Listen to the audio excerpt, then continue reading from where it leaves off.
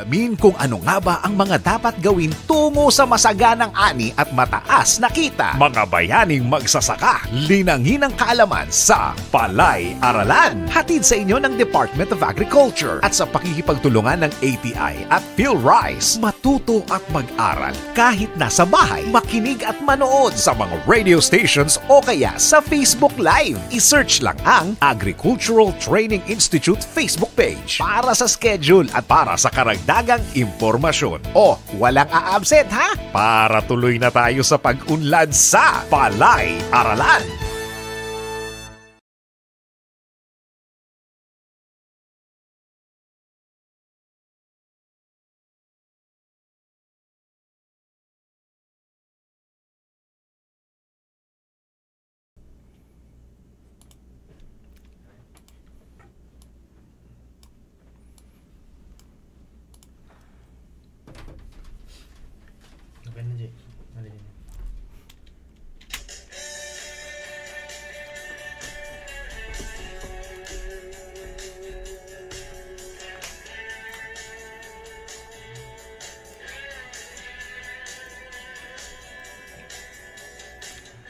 Kayo ay nakatutok sa School on the Air on Rice-Based Integrated Farming System for South Cotabato. Ang inyong eskwelahan sa radyo para sa mga magsasakang nais madagdagan ang kaalaman at kita. Ako po si Jel Oman ng ATI Region 12.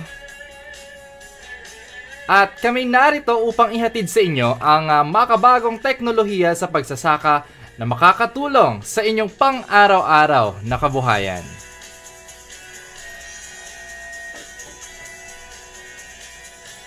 Ang programang ito ay hatid po sa inyo ng Department of Agricultural Training Institute Region 12 sa pakikipagtulungan ng PhilRice Medsayap Experiment Station, DARFO 12 at ng Provincial Government of South Cotabato.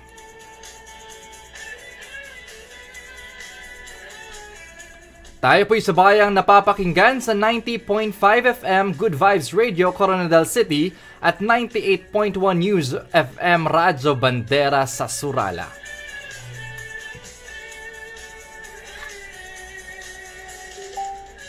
Ayan, ipadala inyong mga katanungan at komento.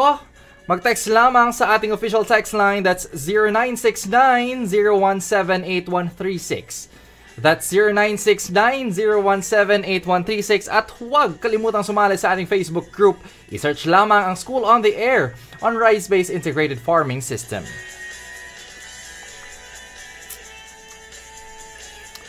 At para naman ngayong umaga ay tatalakayin natin ang Rice Poultry Integration, no?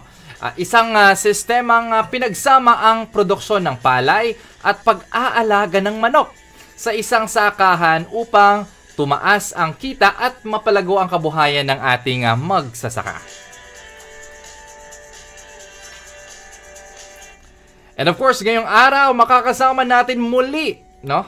Ang isa sa mga pogi daw, sabi nila, no? Na employee ng ATI Region 12. Ating pong Agriculturist 1 at focal person ng ating livestock program. Live na live sa ating himpilan, si Sir Errol Chris Laspiña. Sir Errol, batiin po natin ang ating mga tagapakinig at tagapanood ng programa.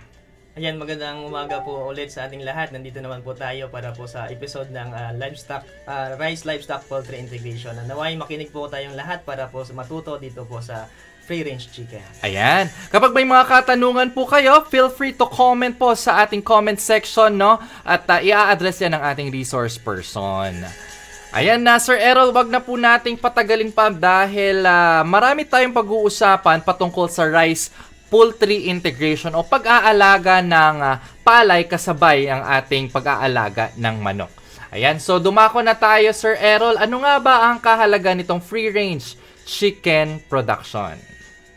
Ayan, good morning sa lahat, no? Sir GL, good morning po sa ating pong mga tagapakinig. Ang free-range chicken po or tawag dito sa ating mga manok ay Gallus-Gallus domesticus, no? Lahat po yan ng mga chicken breed po natin ay tawag doon. Ang scientific name niya po ay Gallus-Gallus domesticus. Broiler man yan, chicken, layer chicken, and yung free-range chicken. So, ang ating pong pagmamanukan ay marami po tayong kakailanganin, no, na pwede natin siyang pagkakakitaan. So una-una dito, Sir GL, yung kung tayo po ay magparami ng manok, pwede po tayo makapag-income through egg productions, no?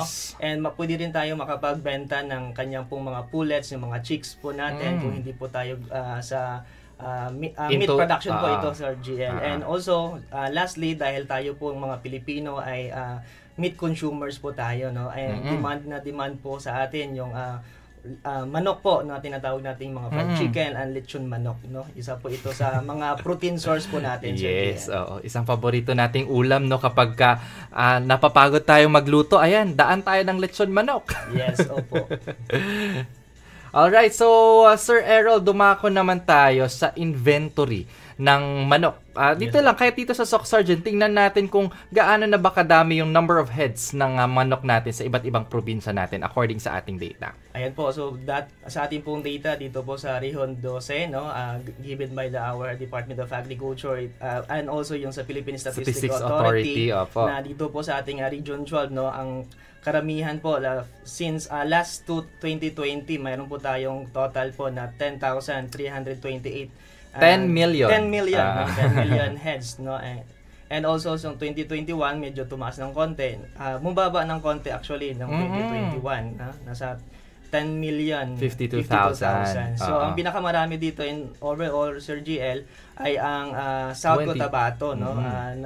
Napakamataas po yung production po ng South Cotabato in terms po of chicken inventory, na bilong na po diyan yung broiler, egg production and po dito. And followed by the North Cotabato, sa Cotabato po, no, na mataas din po, nasa 2 million ang kanila pong input sa ating inventory. Ayan. So Sir Errol, nung 2024 yung last year, na-achieve ba natin yung target production natin? Or actually, gaano kalaki yung itinaas? Ayan, Sir GL. So 2024, medyo dumagdag lang tayo ng konti, no, at least 4%, pero malaki na pong tulong yon sa ating industriya ng pagmamanukan dito sa ating Region 12, dahil tayo po ay nag-aambag din po sa national domestic goods po natin sa pag-aalaga po ng manok, no, kasali doon ang layer chicken, broiler, and yung production. So paano po natin ito ma-achieve, no? Yun po, dahil po sa karagdakang mga establishment na pinapatayo natin on free-range chicken, and isa na doon yung ating pong mga farmer raisers po na nag-aalaga po, Sir GL, ng mga native na manok, no. Isa din po yun siya nakakatulong dahil mabilis pong dumami yung ating manok. Ayun. So, talagang na-achieve naman natin nun, tumaas ng 4%. And hopefully, this 2025, no? Kasi nga, with the increasing population, of course, increasing din ang demand natin for meat. And that includes, no, ang ating mga manok. So, ngayon naman, Sir Errol, dumako naman tayo sa ating pong typical na mga village or backyard production. Dahil most likely sa ating region, no, or kahit sa ibang region, no, maraming mga nag-grow or nagre-raise ng mga manok sa kanilang mga bakuran lang. Sa atin po, no, kadalasan po or karamihan po sa atin ay nagre-raise talaga sa backyard research because ito po yung pinakamadaling alagaan na mga hayop sa ating pong mga livestock industry, yung pagmamanukan. So may dalawa pong component or dalawa pong stages yung ating pong pagmamanukan. Yung mga commercial, no, abot niyan sila ng 100 above, no, na heads ng manok. Yung mga backyard ay nasa 100 below na heads ng manok. So which is yung backyard po research po natin ay nasa 50 heads po na nagre-raise. So pang araw-araw po nila na pangangailangan yung ating pong mga manukan, no. Yun yung po pinagkukunan ng itlog ng manok. And also low inputs lang po ito, no, ating pag-aalaga ng manok or free-range chicken, and low output production system. Because yun nga, ang ating pong pabahay dito ay hindi masyadong concrete or malakihan, dahil mayroon po tayong mga natural sources, no, or sa ating pong area kung saan pwede nating gamitin. And yung ating pong mga manok, pwede po tayo mag-alaga ng mga manok na nandito na sa atin, no, yung native na manok. And yung iba pong mga breed na pwede po nating gawing free-range chicken. So, tatalakayin natin yan mamaya. And also, pwede talaga siya sa bahay, no? Dahil ito din ay tumutulong sa atin sa puksa ng mga peste or mga kulisap or doon sa mga area po natin na marami po mga insekto, no? Sa mga palayan, isa na doon, no? Yung manok kasi marami din siyang kinakain, kasali na doon yung ating mga yung ating mga insekto na kung saan ay nakakatulong din sana sa pagpuksa ng ibang insekto, but then wala po silang pinipili din na pagkain. Ayun. So ngayon naman Sir Errol, mabanggit na natin kanina pa yung free range chicken, no? So ngayon, ano ba by definition, ano ba yung tinatawag nating free range or free range chicken? Ayan, yung free range chicken na tinatawag natin or in-define na free roaming po, no? Hinahayaan po natin sila sa pagpapagala sa ating pong area, which is mayroon lang po tayong sapat na area kung saan doon natin sila pinapagala, no? Nilalagyan din natin sila ng bakod or net na para hindi naman po directly makontakt ng ating mga predator or mga pusa man dyan, yung ahas, no? Or mga ibong, mga or agila, no, na nagpupuksa doon. So ito po ay denotes as pwede po silang kumain ng mga insekto na nandyan sa paligid, mga grasses po na available po dyan, no. Yan po yung free range chicken, available anytime yung kanila pong pagkain, no. They can search their own food. Free range chicken is a birds allowed constant access po, no, outdoors with a plenty fresh and vegetation. Kahit po yung ating pong mga sobra na pagkain sa bahay, pwede po nating i-offer sa ating pong mga manok. So, ayan, ngayon naman Sir Errol, ano ba yung mga advantages natin, no, sa ating free range chicken raising? Ayan Sir GL, isa dito sa pinakamainam sa pag-aalaga po ng manok dahil doable po ito Sir GL, no, kahit po yung ating mga bata, yung mga ating mga kapatid, no, mga bata pa. Kahit na si lolo at lola, pwede pong mag-alaga nitong ating mga manok dahil nga po hindi po sila gaanong agresibo sa raise po nitong or yung mismo yung manok kasi is madali lang po siyang tawagin dahil friendly animals naman po itong ating mga manok. Then use natural organic farming system, yun nga po makikita lang natin yung mga pwede nating gamitin na pagkain sa kanila na pwede po nating itanim sa bakod at pwede din natin siyang gamitin sa pag kinatay na natin yung mga manok, no. Yun po yung sistema na maganda po doon sa pagmamanukan. Then less labor po siya Sir JL. Kahit mababae, bata, pwede po, no. And can benefits your landscape. Yun nga po, dahil ang manok, nag-scratch po yan sila ng lupa, and then pag kumakain, pagtapos na busog, yung dumi po nila ay direkta agad sa lupa na for the benefits po ng inyo pong mga lupain. Yun nga po, kadalasan ay mahirap lang din dahil sa mga garden natin na walang pong mga bakod. Sila din po yung nagtutulong na pakalkal yung ibang mga bagong tanim ninyo. You know? Yes. Then, chicken, forage and insects and eat leftover. Yun nga po, dahil nga po mayroon tayong mga sources na available sa ating farm, no, sa rice production natin, pwede natin siyang kunin yung mga excess or crop residues na iba pong mga dayami man dyan, pwede natin gamitin sa ating pong poultry houses. And yung nga po, dahil yung mga free range chicken natin, less antibiotics lang po yung binibigay natin dito. Kasi yun nga, there are some breeds are resistant sa diseases, but sometimes yun nga, na-lecture natin last episode na mayroon pong sakit na talagang salanta lahat po ng mga manok natin, yun yung avian influenza. But then, commonly, mamaya po, no, i-discuss natin yung mga common diseases. Alright. So ngayon naman Sir Errol, we are done with the advantages ng mga free-range chicken raising natin. At ngayon gustong malaman ng ating mga kagriskwela, ating mga kapalay, ano ba yung iba't ibang breeds ng mga manok natin na pwede nating alagaan, no? Native man dito sa atin or mga imported na mga breeds natin? Ayan. Actually, Sir GL, ito pong mga breed natin ay mayroon na po tayong domesticated or mayroon na po tayo dito sa ngayon na galing pa po sa ibang bansa. And itong mga breed na to ay dual purpose po, no? Pwede po natin silang alagaan for pang meat production and for layer production. So sa ito po yung mga breed natin, no. Meron tayong Rhode Island Red na kadalasan ito yung dual purposes na kinukunan natin ng mga brown eggs. Sussex, Adulassian, yung Adulassian natin is yung kulay itlog na po ito ay palang bluish gray, no, yung kulay niya. Nakabase po yung itlog ng kulay ng itlog sa earlobes po, yun yung fun facts po ng manok dahil makikita natin yung puti yung kanyang tenga. Yun po nakabase yung sa itlog niya. Kung brown po yung tenga niya, brown din po yung itlog niya. Yun po natin makikita. Mayroon tayong Jersey Black Giant. No? Ito yung mga breed ng mga lalaki ng manok ay abot hanggang 5 kilos o hanggang 7 kilos po yung laki nito ng Jersey Giant. So dual purpose din po ito. Pero hindi lang po ito sila magaling sa ano po, no, sa pag-brooding or yung sa natural brooding natin, yung itong mga dual purposes kasi malalaki yung katawan nila, mahirapan po sila pag-brood or madali pong mapisa yung mga or mabiak agad, no, yung mga itlog or madaling mabulok, Sir GL, dahil sa mabigat yung katawan nila. Bobcat, no, Sussex and Orpington, and yung Plymouth Rock. No, ito po yung mga kadalasang mga manok natin na ginagawang free-range chicken na binebenta po, no, naturally, and yung mga kinakain natin sa mga restaurant kung sakali, no, na mayroon silang offer na free-range chicken. So, ayun. So, ngayon naman, Sir Errol, tinanong yung sarili. Sir Errol, ano naman yung mga Philippine native chicken natin? Ano iba't ibang breeds natin? At saan matatagpuan ito? Ayan.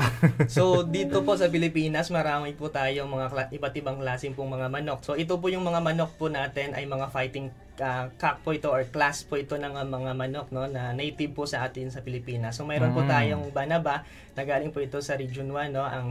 Mayroon naman po tayo yung Banaba po ay galing po ito sa Region Mimaropa. Yung darag naman po ay nasa Region 6, itong mga darag na manok na native po sa kanila. Yung Camarines na manok mo sa Region 5 sa Bicol. Opo. At yung Pauracan naman po ay galing naman po yan sa Palawan. Yes po, Pauracan. Matataas po itong mga paan nila.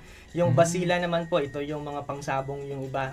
Halos lahat ito ng mga native chicken natin ay mga fighting class po ito natin ng mga manok. Pero they are pangsabong ito lahat. Yung mga lalaki po sa yung mga lalaki. No? Pero yung mga babae na mga or yung flock po, yung tawag sa kabuuan, and yung kanyang pong hen, no, ay pang motherling ability po talaga ay pang brooding po sila, no. Yung ating pong mga native na manok. Ayan, so wag na nating patagalin pa, Sir Errol. Magsimulan na natin ang ating free-range chicken production. Pero magsimula tayo muna sa mga housing at facilities nila.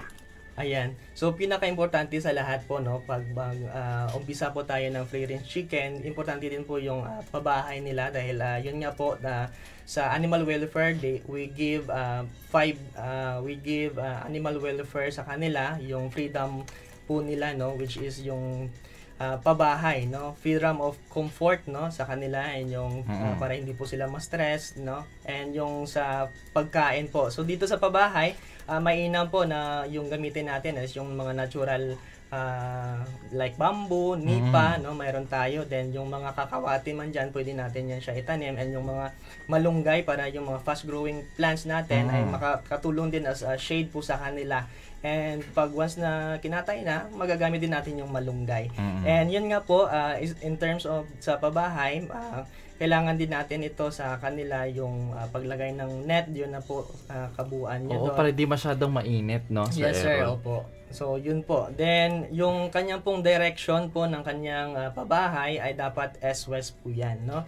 Kung saan yung dulo at dulo po ng pabahay, yun po yung direction ng S-West. Kung saan sumisikat ang araw at lumulubog ang araw. Yes po, Sir GL. So, pwede din natin po lagyan natin ng net, no, para po protection doon sa mga predators. And yung mga free-range chicken natin, mostly kasi lumilipad yan ng mataas yung mga native, pero yung mga domesticated like yung mga Rhode Island Red, Plymouth Rock, malalaki yung katawan nila pag medyo mabigat. So nasa 4 feet, no, ang kanilang taas na lipad. So ano ang desired height natin, Sir Errol, para sa ating mga nets? Po natin ay dapat nasa 6 feet kasi yung lipad nila ay nasa 4 feet. So 6 feet po yung ating ilalagay na mga poultry net. Available naman po yan sa mga commercial natin, no.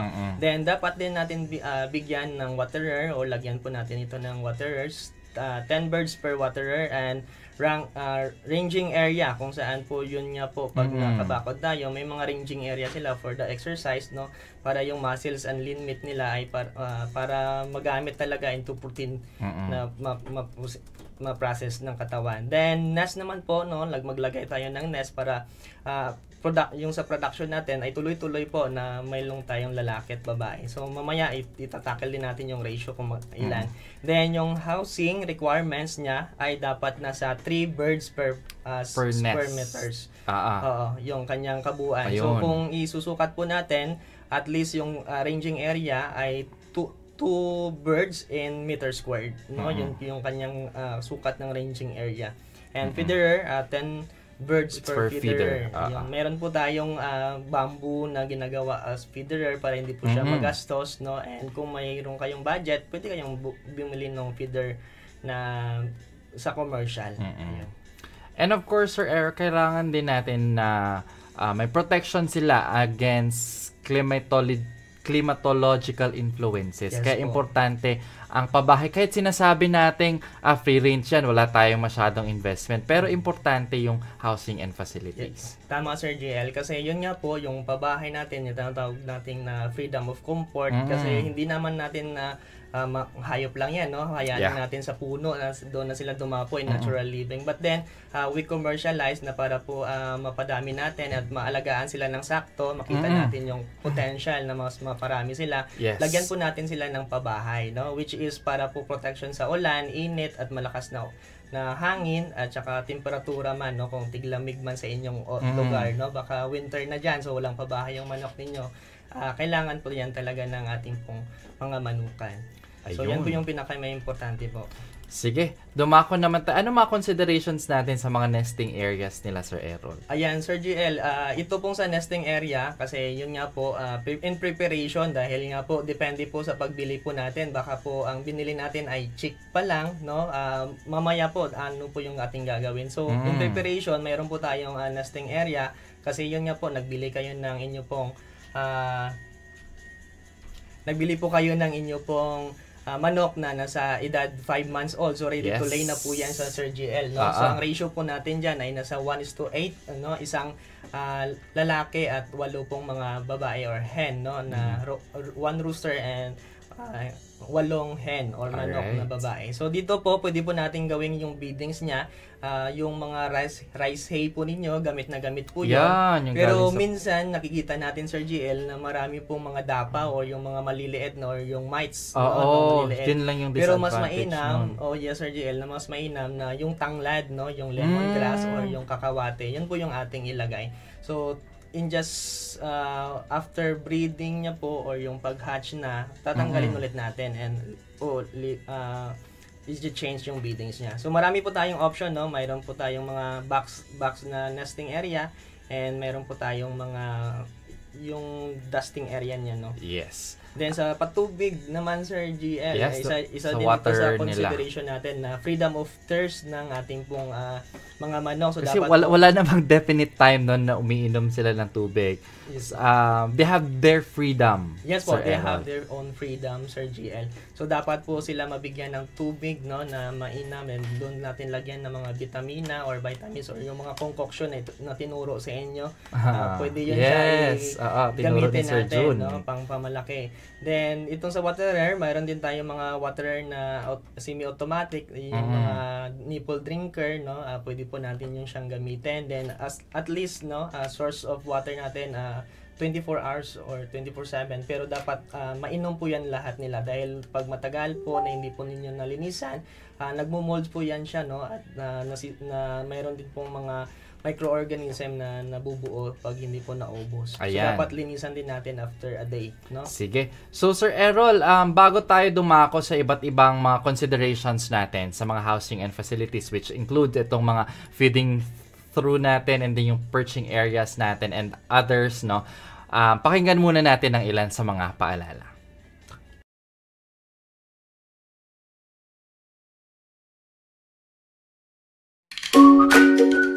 Ilang anihan na, ngunit hindi pa rin ako nakakatanggap ng libreng binhi mula sa gobyerno. Mabuti pa yung iba. Sana ako rin. Hoy, paring Berting! Bakit ka nagmumukmuk dyan?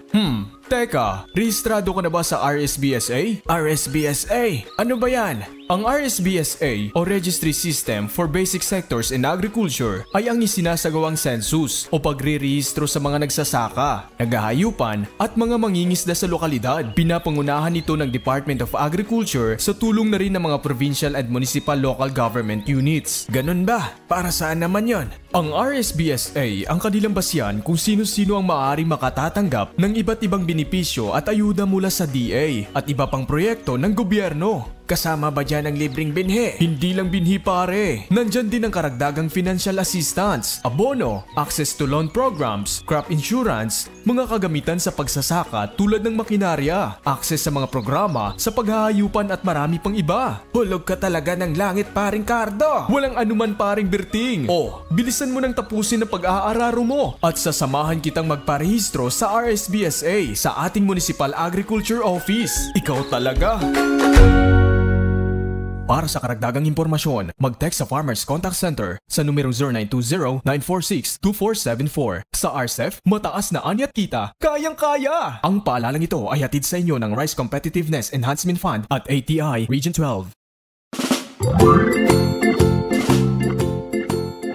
Paring Pido, mataas daw ang kita ng isang seed grower ah. Totoo ba? Totoong totoo, paring Ronel. Pero marami rin kami mga pinagdaanan bilang isang seed grower. Tulad na lamang ang pagpapanatili ng mataas na kalidad ng mga binhi. Paano ba maging isang ganap na seed grower, Paring Pido? Kailangan mong matapos ng 5 araw na basic training on inbred rice seed production and seed certification for seed growers na ginagawa ng ATI, BPI at DARFO. Bukod dyan, hindi dapat bababa sa 1 hektarya ang rice area mo. Kailangan din ng fully irrigated ito at may access sa post-harvest equipment and facilities gaya na lamang ng thresher, dryer at iba pa. Kung kumpleto ka sa mga rekisitong ito, ipasa ang mga kakailanganing dokumento sa BPI and SQCS para sa kanilang pagsusuri at approval. Maraming salamat, Paring Pido. Ihahanda ko ng mga dokumento. Excited na akong maging isang seed grower. Para sa karagdagang impormasyon, mag-text sa Farmers Contact Center sa numero 0920-946-2474. Sa RCEF, mataas na ani at kita, kayang-kaya! Ang paalalang ito ay hatid sa inyo ng Rice Competitiveness Enhancement Fund at ATI Region 12.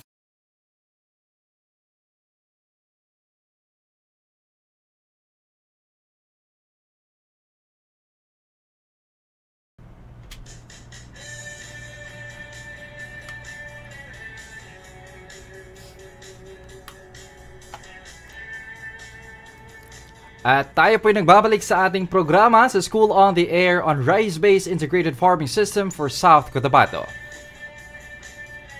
At narito pa rin po tayo ngayon live na live para sa ating episode on Rice Poultry Integration.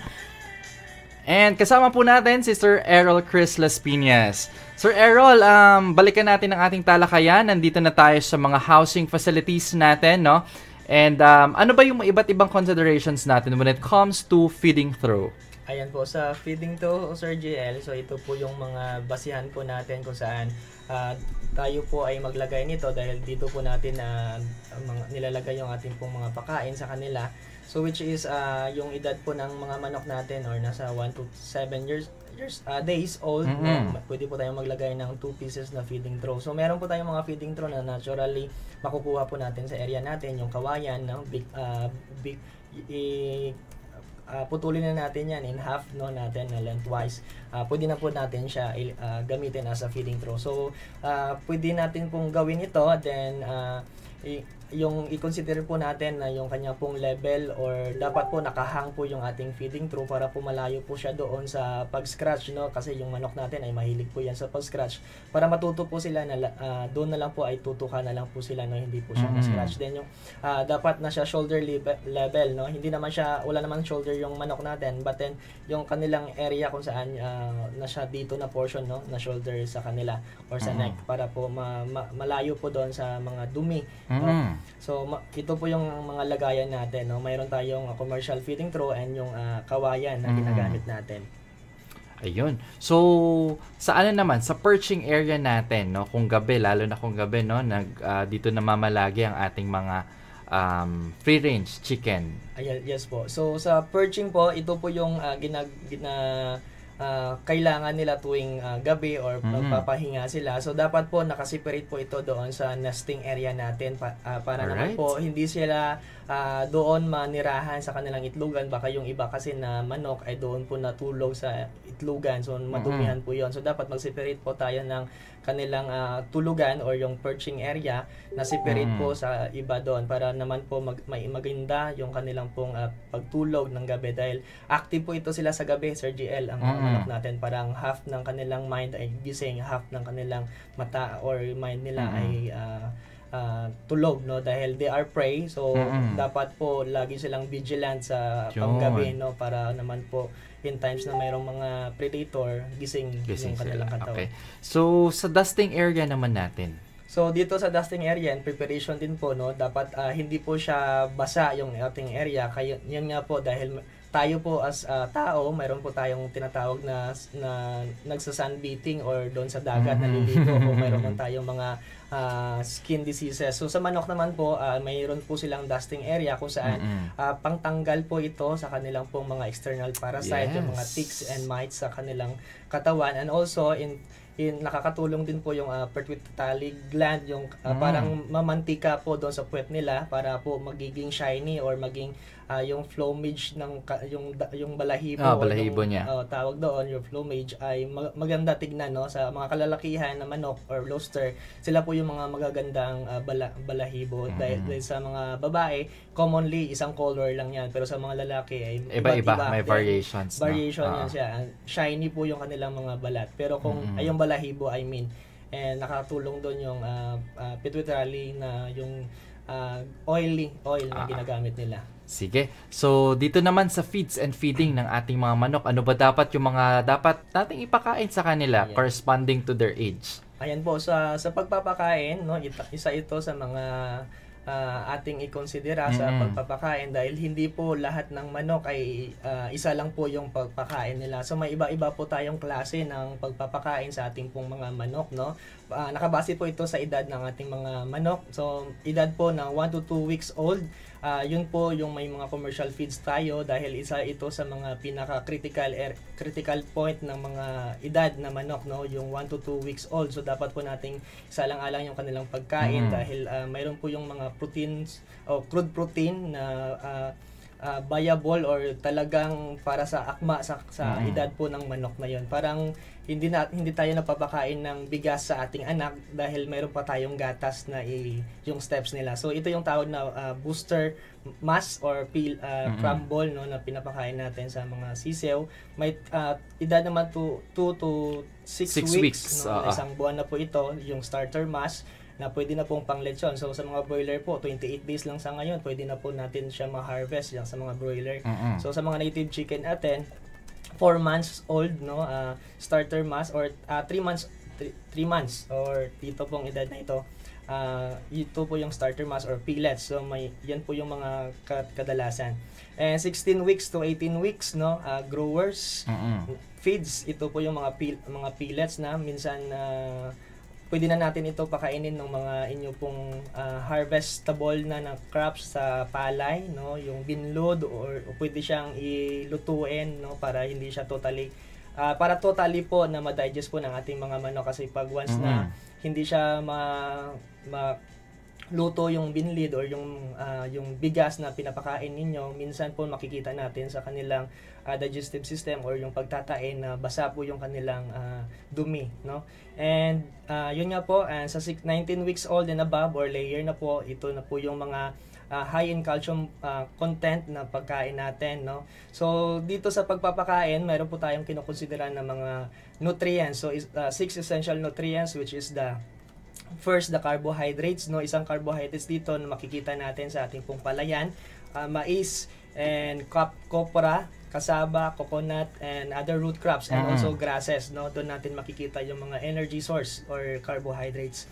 Protein source naman po ito, ito po kung baga sa ating tao, itlog, no? Madali nating pagkukunan. Sa manok naman po, yung protein source nila na para po sa kanilang growth and development, pwede po natin siyang yung insekto na marami po sa mga palayan, worms, meat, no? Yung meat po ng mga kuhol natin, no? Pwede po 'yon. Fish na hindi na po masyadong gagamit sa palengke.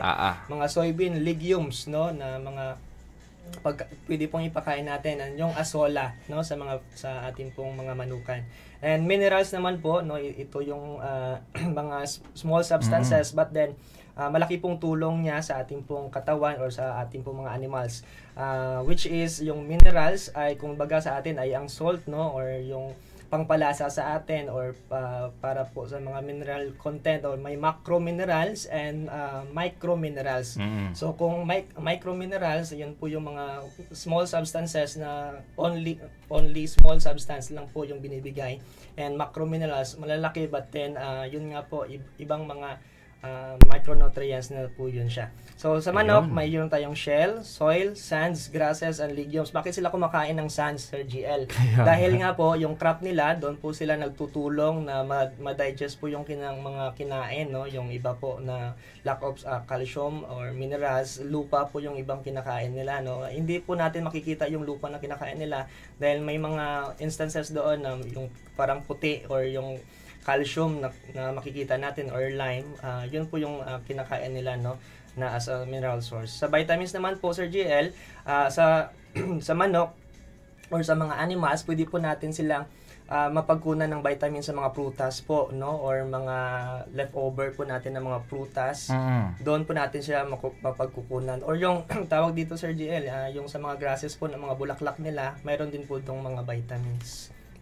Alright, no? So, dumako naman tayo sa ibang considerations pa natin, no? Sa ating feeds at feeding, Sir Errol. So, sa ano po, pwede po natin ipakain yung ating pong mga giniling na palay, no? Darak, binlid, at saka yung tahop, no? Ito po yung mga sangkap ng mga source of carbohydrates natin na pinapakain, na pwede natin gawin pag mayroon tayong pelletizers, no? Na mas mainam tignan, no? Para hindi siya maging wastage pag nasa mass composition siya. So sa yung ito po, no, sisiw, talagang inintroduce natin yung commercially kasi mas yun po yung component niya ay akma talaga doon yung mga crude protein content na mayroon po tayong iba't ibang crude protein content na for starter or yung booster nasa 24% crude protein, no, and yung starter nasa 22% crude protein, yung ating pong grower nasa 16 to 18% crude protein, and sa layer naman po nasa GL nasa 14% crude protein. Yun po yung mga ideally kasi hindi naman kompleto na kasi yan, kaya bumababa yung kanyang crude protein content kasi yung bata hindi pa kompleto yung mga kanyang system, no, sa katawan, like yung sa kanyang digestive system, ganun po, reproductive system, hindi pa kompleto, kaya yun yung mga good protein ay nakakatulong po sa bawat stages ng ating mga manok. That's nice. At may mga add-on feeds tayo, Sir Errol, na yes po, pwedeng ipakain sa ating mga So, ito po, Sir GL, no, makikita talaga natin ito naturally sa ating pong area, sa palibot, no, sa mga palayan, no? Mga palayan. Makikita natin unang-una yung asola. So, marami dito sa ating palayan, yung nakatambak na mga asola, pwede po natin yung paramihin, no, as a source of protein and carbohydrates din po ng asola. Yung termites or yung tawag dito, anay, no, source of protein po natin ito kung marami doon sa mga area natin na mga bahay na medyo sira na.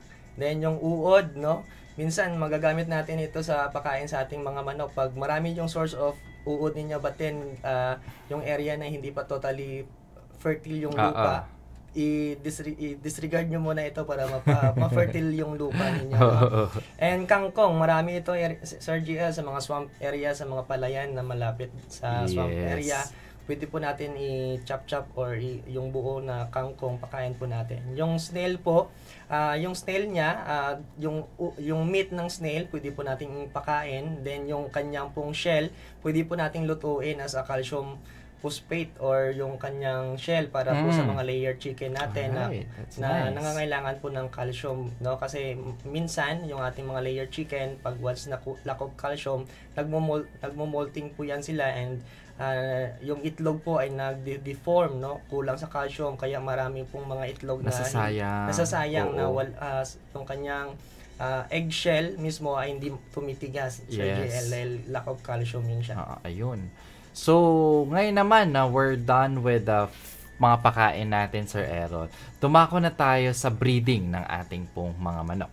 Ayan. So, yun po yung mga iba't iba nating mga konsiderasyon. So, dito po sa breeding, no, dahil po gusto natin magparami ng ating mga manok dahil kailangan natin siya sa pang-araw-araw. So, actually, ang manok po ay hindi po siya, iba po yung pagpaparami ng manok. Yung kanila pong mating is, nagkikiss po sila, no?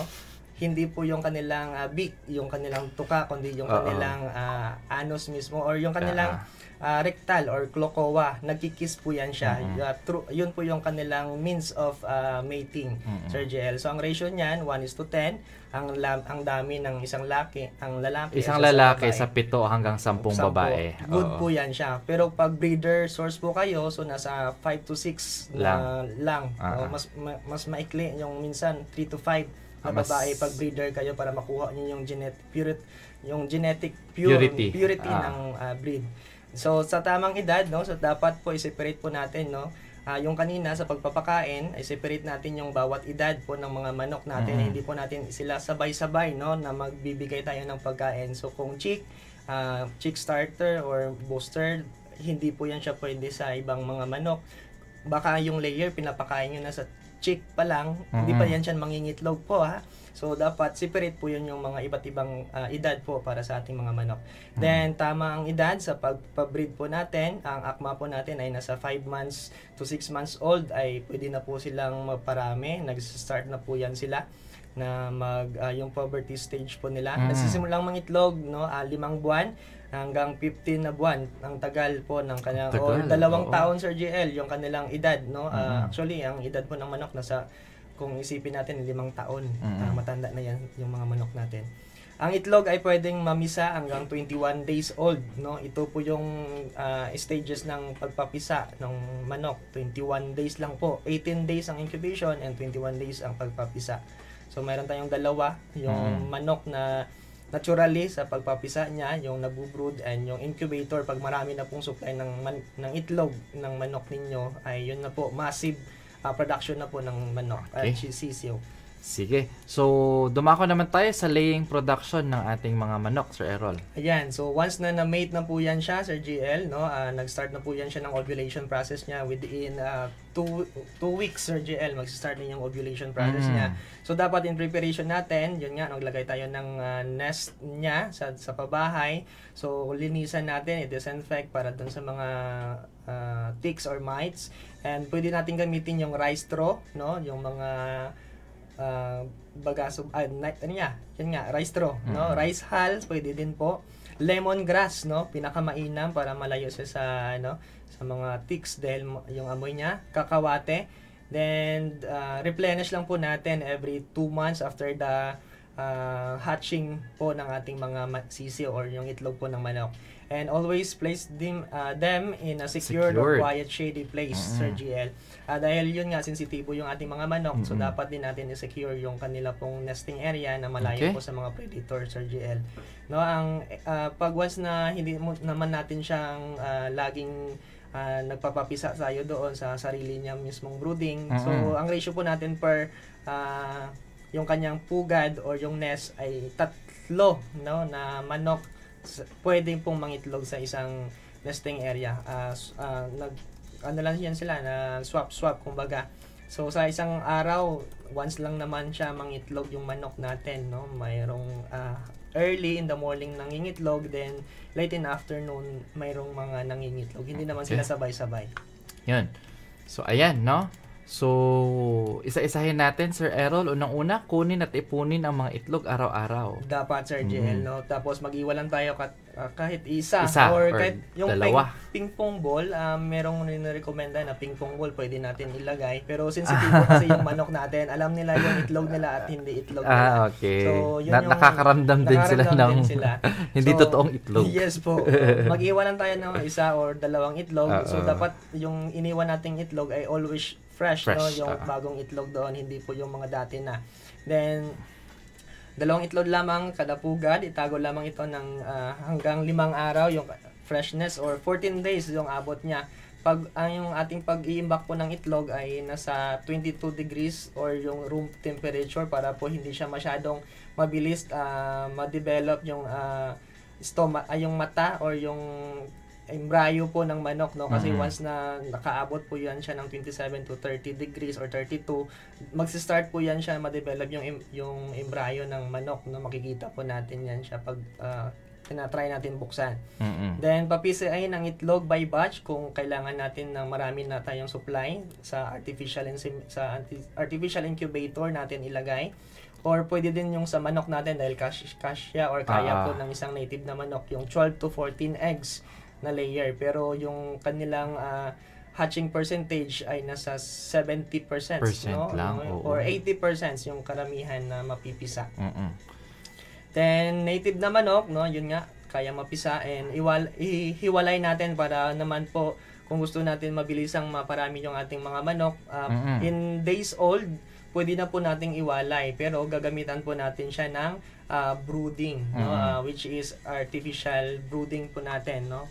So dito po sa pagpapisa, meron tayong tinatawag na natural incubation and artificial incubation. So sa incubation period, 18 days po ito yung kanyang yung pagbuo po ng sisiw sa itlog po sa itlog po, no. So yan po yung mga structure niya. Kinakandling po natin to 7 days to 14 days twice, no, siya, dahil 21 days mag-hatch na po yan siya. So dahil ang candling po doon natin makikita kung fertile ba ito or hindi, dahil pag abot siya ng 14 days at klarong-klaro pa yung itlog, it means Pinoy na yon, no? Hindi na yun siya mabubuo. So dapat within 7 days mayroon ka nang makikita na spot and yung parang marka niya ng itlog or yung ugat po na nakadevelop na doon sa kanyang eggshell sa loob. Then hatching is 3 days. So separate po yung iba po yung temperature ng hatching, no? Magkaiba po. So yung sa incubator makikita po natin na nasa taas kasi yun nga ang lamig ay nasa baba, ang init naman ay tumataas, no? So yung temperature magkaiba po yun siya. Nasa 27 din, ang init naman po pag incubator ay nasa 32. So, ang temperature requirements niya po ay hindi po i-exceed sa 37.5 degrees Celsius. Then, ang relative humidity ay nasa 60%. Pag malampas na po ito, Sir GL, mabasa-basa yung sa loob ng incubator ninyo, at siguradong hindi siya mapipisa. Magiging Pinoy or iko-iko na yung itlog po ng ating mga manok. No? Okay. So, dumako naman tayo, Sir Errol, sa ating brooding. Ayan, sa brooding, so dahil nga po ay nagpapapisa na tayo, so ito po yung crucial part dahil ang stages po ng manok natin ay very sensitive in terms of the klima or yung kanilang temperature, dahil hindi pa nila maprotektahan yung kanilang katawan, hindi pa buo yung kanilang balat sa paa, yung balahibo nila ay manipis pa po.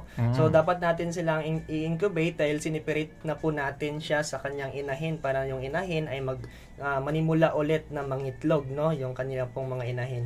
So sa incubator, mayroon po tayong mga beddings na pwede nating ilagay. Ito po yung inyo pong mga rice hull na pinagaling or yun nga, rice hull, yung rice straw pwede po nating i-beddings, no, and also yung mga paper na or bagaso, pwede natin siyang i-beddings. At least 2 inches ang kapal po ng ating beddings. Then yung height po niya ay nasa 12 inches or 2 feet, no?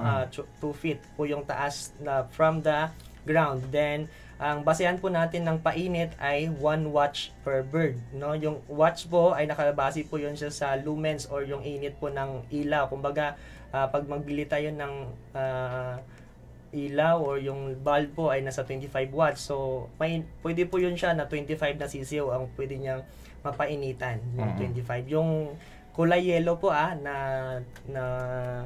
ilaw, hindi yung puti. Yun po ang gagamitin natin. Then maglagay po tayo ng protection, which is ito pong plain sheet para naman po may mga daga po kasi na kumakain po ng mga sisiw, mga pusa. Alright. Then yun nga, iba pa. And ito po yung as a protection din para yung init ay nandun lang po sa loob ng brooding area. Then lagyan natin ng canopy na plain sheet din po. Okay. Sige, Sir Errol, wala na tayong sapat na oras, pero pasadahan lang natin ng saglit, no, yung growing tips. Ano pa yung iba't ibang tips na pwede nating mabigay sa ating mga ka-agri-eskwela? Ayan, Sir JL, sa growing tips, pwede na po natin siyang palakihin hanggang 60 days at saka iwalay nyo na po. Pwede nyo siyang i-range kasi buo na po yung kanilang mga balahibo at saka sa paa niya, no, na pwede na siyang i-range sa area in 60 days old. And always practice segregation po sa ating pong mga manukan, yung mga babae at saka sa lalaki, dahil yung mga lalaki ay nagiging agresibo yan sila pag nasa pullet stage na.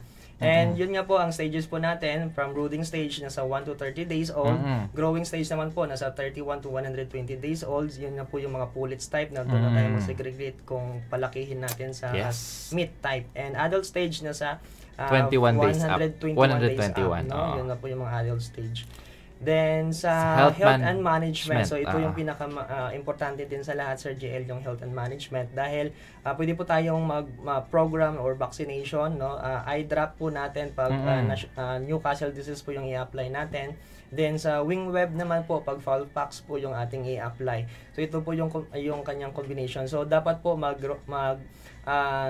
bigay alam kayo sa inyo pong mga local government and sa inyo pong mga area kung saan kayo magbigay ng mga vaccination, dahil yun po yung iba ay hindi po immunized, no? So kailangan kabuuan ay ma-immune or maubos ninyo yung immunization.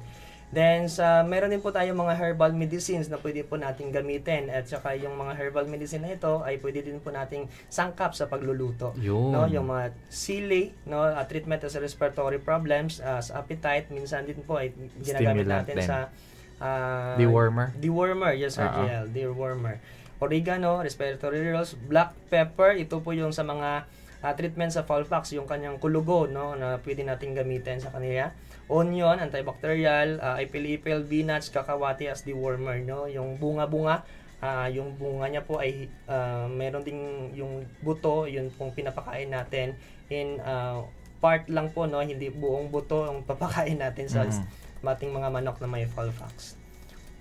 Then lastly, Sir JL, itong proper recording. So dapat po natin in times na mayroon na tayong mga productions, no, nakita natin yung potential, dapat natin isalang-alang yung recording system. Dapat meron tayong farm operation expenses na kung saan ilang heads, ilang feeds na yung ating nabili, no, mga housings natin. Mayroon naman po siyang mga tinatawag ng reduction ng yung tawag doon, Sir JL, yung parang magiging less na yung value ng bahay mo in just 5 years to 10 years, so ima-minus lang yan. Animal production record, so yun po, kung ilang binili ninyo, heads or chicks ba yan, or yung mga pullets na. And feeding records, no, ano po yung mga pagkain natin, dapat din natin ma-records yan. Then yung animal health care record, malagay natin kung kailan tayo nag-vaccinate, nag-vitamins, nag-immunize, no, para mabigay alam din natin. Yung sales of stocks, ito na po, no, kung ilan yung mga nabenta nating itlog ng manok, sisiw, and yung mga pangkarne na, dahil dito natin makikita or basihan natin sa kabuuan kung may income na tayo or wala, no, Sir JL. Okay. Then fun facts lang, Sir JL, no, ang manok pala, Sir JL, ay tinatawag pala itong parang dinosaur or descendant of the dinosaur. Bakit? Dahil nga po yung lakad nila ay dalawang paa lang sila, panglakad nila, parang dinosaurs. And also, pag takot daw kayo sa manok, ang tawag doon ay alectorophobia. Pag takot sa may manok. Mga tao palang takot sa manok, ano? Siguro, yun nga po, dahil parang dinosaurs daw. Pero yung takot sa manok, tawag doon ay alectorophobia. Alectorophobia, ayun. Thank you sa mga tips, no, at mga fun facts natin, Sir Errol. At bago tayo magtapos, Sir Errol, mensahe po sa lahat po ng ating mga tagapakinig at tagapanood ng ating programa. Ayan, maraming salamat po sa mga lahat ng mga tagapakinig natin dito sa Rice-Based Integrated production natin, especially dito sa ating topic on poultry production. Nawa po ay marami kayong napulot na aral at mga pwede na inyong ipalago itong mga free-range chicken na makakatulong po sa ating livestock industry at sa inyo po as a farmer levels. Maraming salamat po and magandang umaga sa lahat. Ayan, at napakinggan po ninyo si Sir Errol Chris Raspiñas, ang ating Agriculturist 1 at ang ating focal person ng livestock program ng ATI Region 12. At maraming salamat Sir Errol sa pagbabahagi ng inyong kaalaman at inspirasyon tungkol sa rice poultry integration. At talagang napakaganda nitong sistema, no, dahil napakasimple pero may malaking potensyal, no, at para sa ating pong mga magsasaka. Kaya huwag kalimutang mag-text sa ating official text line. I-text lamang po sa 0969-017-8136. At bisitahin din po ang ating website. Bisitahin lamang sa sites.google.com/soaarbifs. Ayan. At wala na po tayong sapat na oras, no? Sa ngalan po ng aming National Director, Engineer Remelin R. Recotar, MNSA CESO 3, Deputy Director, Ma'am Antonieta Hamon Arceo, ISDOIC Chief, Ma'am Pamela Mapala, our Honorable South Cotabato Governor, Reynaldo S. Tamayo Jr., Provincial Agriculturist, Dr. Raul D. Teves, ATI Region 12 OIC Center Director, Dr. Jessie V. Baldea, PhilRice Midsayap Director, Dr. Sailila E. Abdullah, and DARFO 12 Regional Executive Director, Red Roberto T. Perales. Ako po si Jel Oman ng inyong kaagri-eskwela na laging nagpapaalala, basta may alam, may anit kita ang magsasaka. Magandang umaga po at mabuhay po ang ating mga kapalay.